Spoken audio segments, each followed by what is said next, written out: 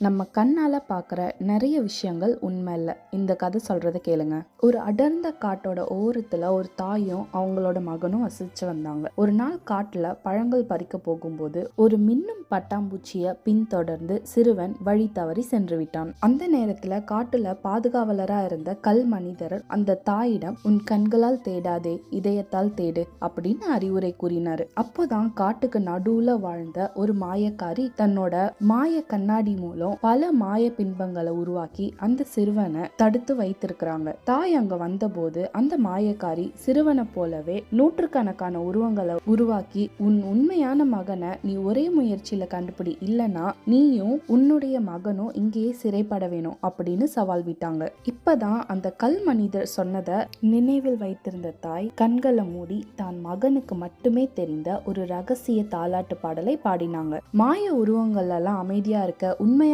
சிறுவன் மட்டும் அந்த பாடலுக்கு பதில் பாடல் பாடினான். குரலை வைத்து தாய் தன்னுடைய மகனை தொட்டு அடையாளம் கண்டாங்க. அந்த தாயோட உண்மையான அன்பை கண்டு அந்த மாயக்காரி வியந்து அவங்களுக்கு அங்கிருந்து போக அனுமதி தந்தாள். மாயத்தில் ஒரு வீட்டை உருவாக்கலாம், ஆனால் அன்பால் மட்டுமே ஒரு கூட்டை உருவாக்க முடியும் என்பதை அந்த மாயக்காரியும் உணர்ந்தாள். அப்புறம் அவங்க 2 பேரும் பத்திரமா வீடு திரும்ப ஒரு மாய விளக்க பரிசா கொடுத்து வழி அனுப்பி வைத்தாள். அப்புறம் மறக்காம சப்ஸ்கிரைப் பண்ணிக்கோங்க. பாய்.